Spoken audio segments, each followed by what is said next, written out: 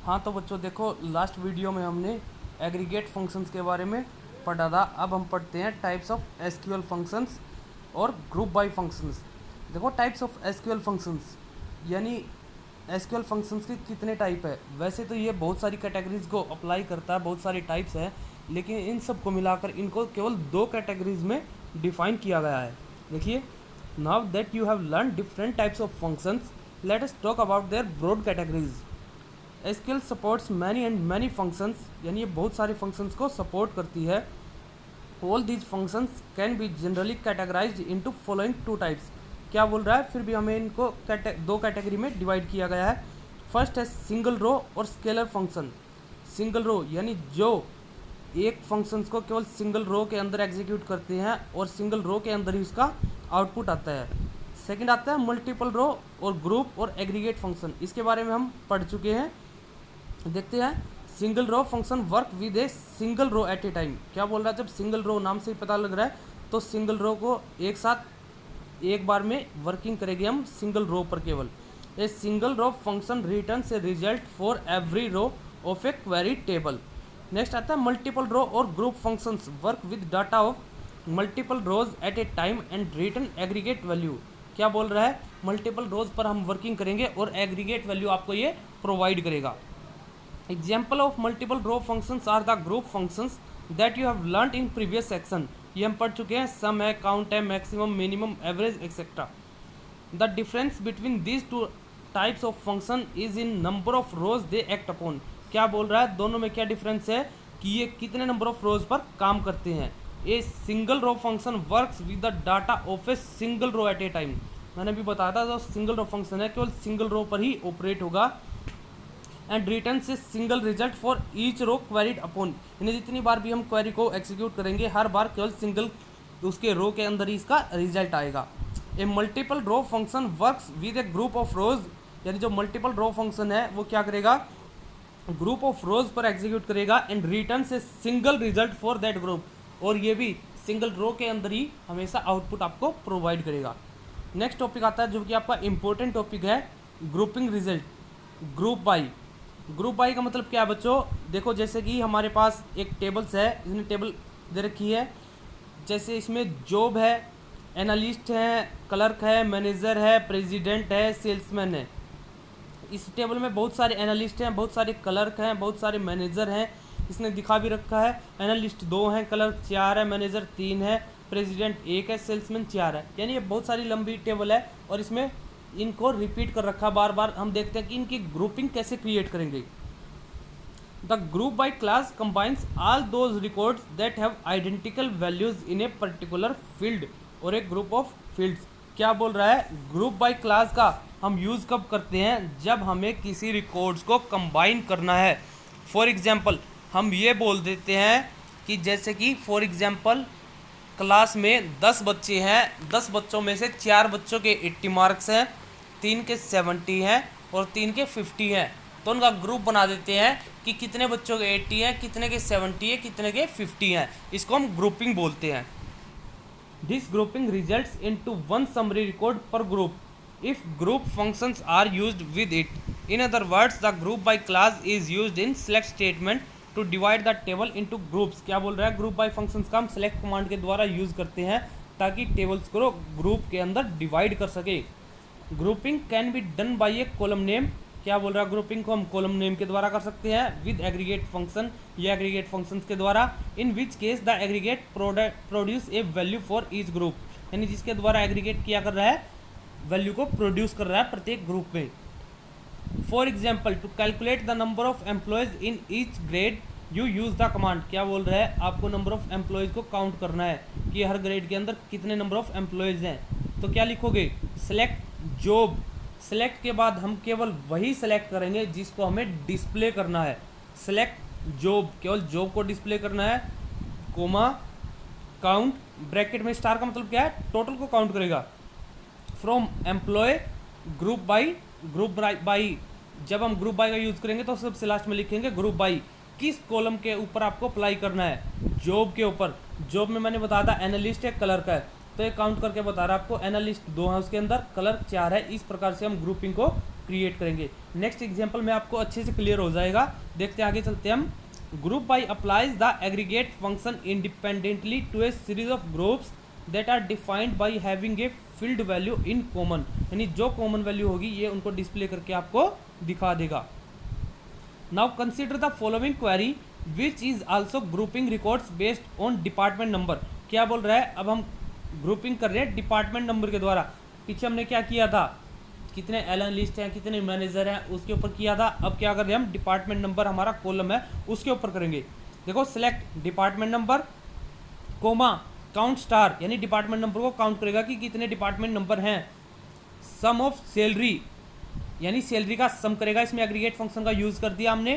From employ group by department number, यानी group हमें किसका बनाना है, डिपार्टमेंट नंबर का। यानी उसके अंदर 10 डिपार्टमेंट नंबर है, 20 है और 30 है। 3 हमारे डिपार्टमेंट गिवन है, उसमें एनालिस्ट भी है, मैनेजर भी है।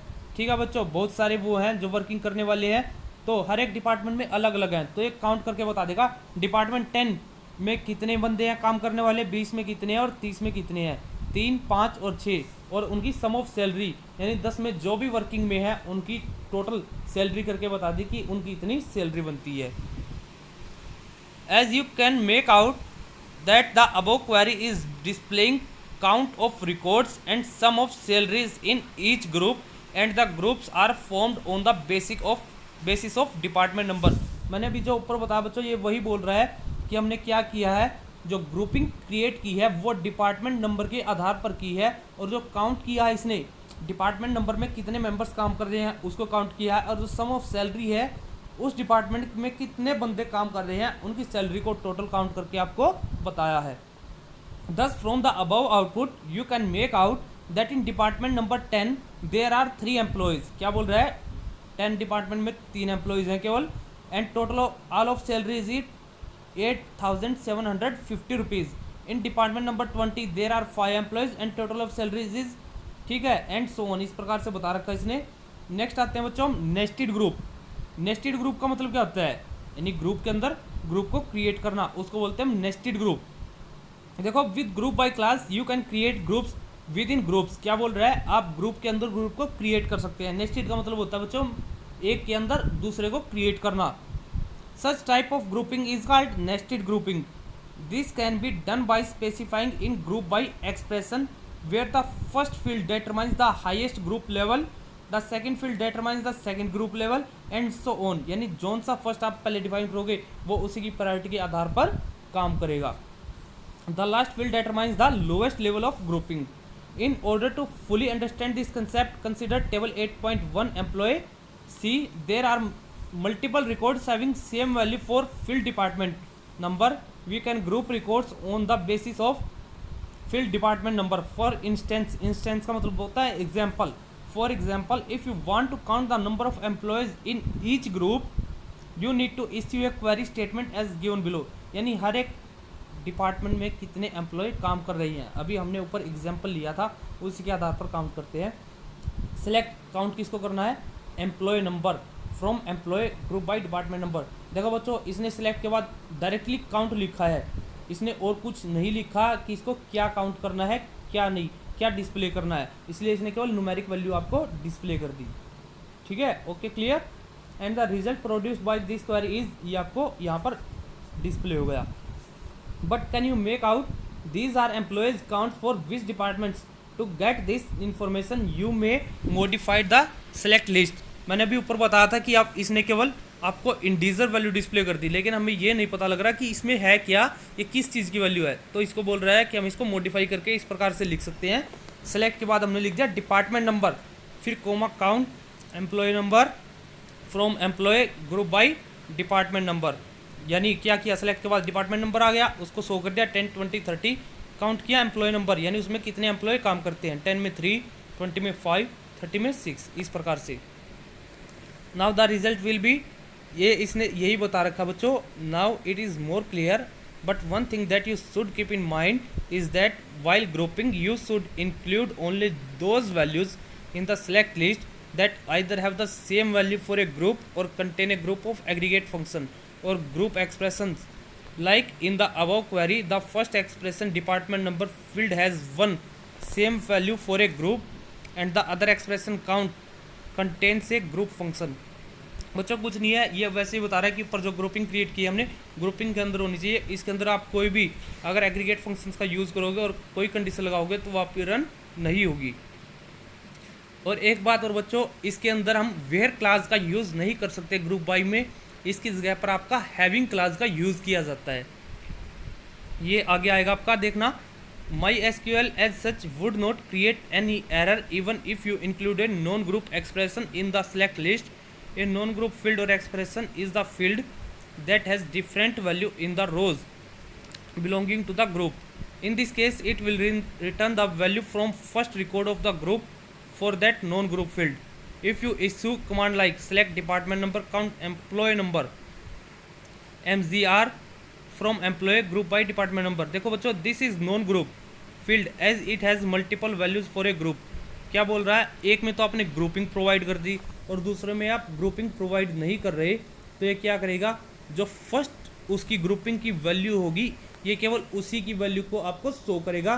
बाकी क्योंकि मान लो हमने डिपार्टमेंट नंबर का तो ग्रुप बना दिया, अब MGR माइग्रेशन के अंदर कोई और वैल्यू थी तो ये उसमें किसकी वैल्यू को शो करेगा, ठीक है बच्चों, तो ये पहले वाली की वैल्यू को ही शो करेगा।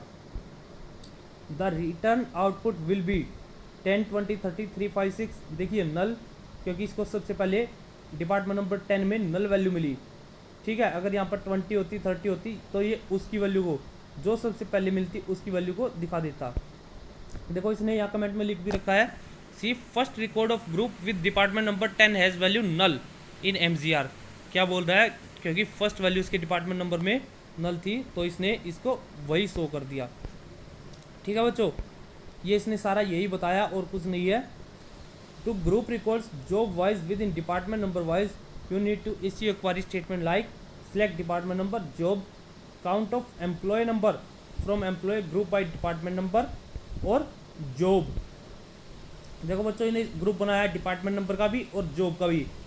तो देखो डिपार्टमेंट नंबर में आपके अलग अलग मिलेंगे, जैसे कि 10 में क्लर्क है, मैनेजर है, प्रेसिडेंट है, इनका हर एक का अलग अलग ग्रुप बना दिया। 20 का अलग ग्रुप हो गया, 30 का अलग ग्रुप हो गया, क्योंकि इसमें जब हमने 2 कॉलम लिए हैं, ठीक है बच्चों, 2 कॉलम का ग्रुप क्रिएट कर रहे हैं तो दोनों की अलग अलग वैल्यू होगी, क्योंकि 10 में क्लर्क भी है, मैनेजर भी है और प्रेसिडेंट भी है। इसी प्रकार से सबकी वैल्यू को काउंट कर लेगा, इसके अंदर कितने क्लर्क है, कितने मैनेजर है।